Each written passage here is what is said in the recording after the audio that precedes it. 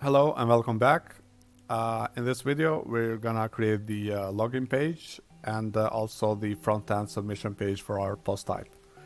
So let's go to the Voxel backend, and I'm gonna go to Design General, and under Membership, I'm gonna create the login and registration page, and then edit the template. I'm gonna add a container, and I'm gonna add the login widget inside this container, and we're gonna reduce the width to something like 350 pixels and add some padding.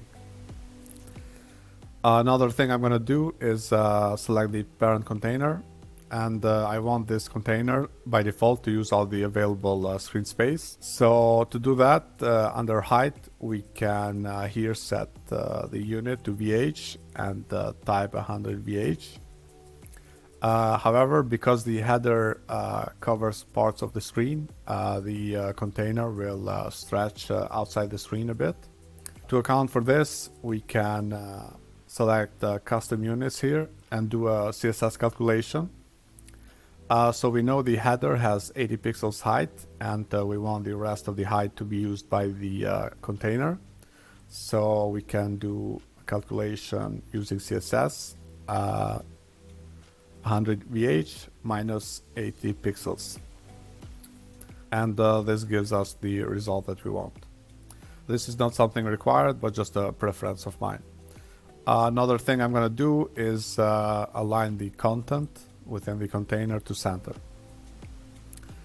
And finally, we're gonna hide the footer on this page. So in backend, if we go to pages, we can see now the login and registration page is created, and everything works correctly.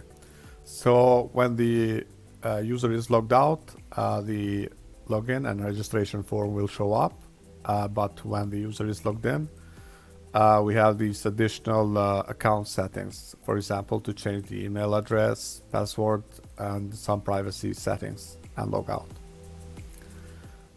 So the next thing I'm going to do is edit the header.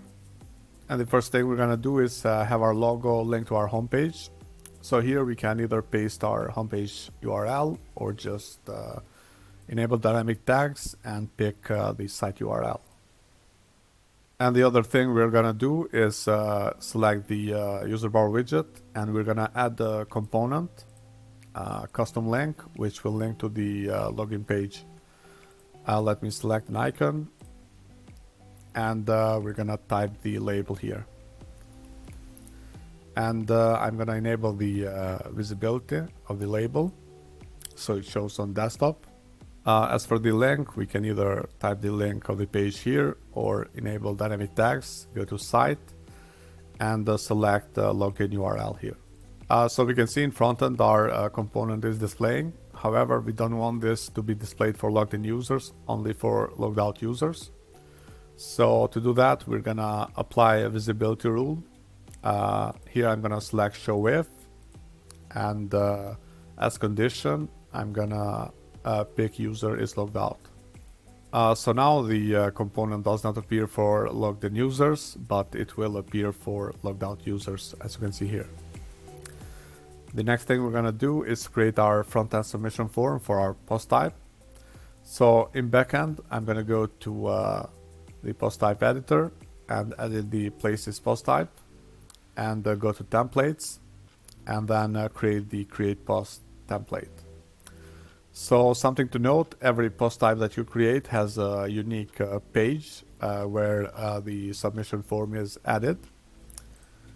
Let's edit this page. And here we're gonna add a container and place the create post widget in it. Just to save time, I'm gonna copy the settings we used for the login page and paste them here. And now I'm gonna delete the login widget and add the create post widget instead.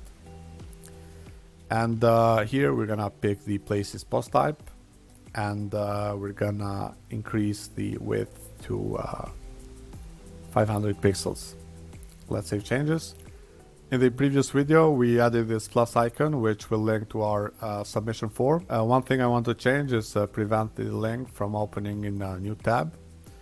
So I'm gonna edit the header, select the component, and here I'm gonna uncheck open in new window. Let's do some styling changes here. I'm gonna reduce the padding to 0, and I'm gonna add the left margin of 10 pixels. Save changes. And now when we click the plus icon, we go to the submission page for this post type. The final thing I'm going to do is hide the footer on this page as well.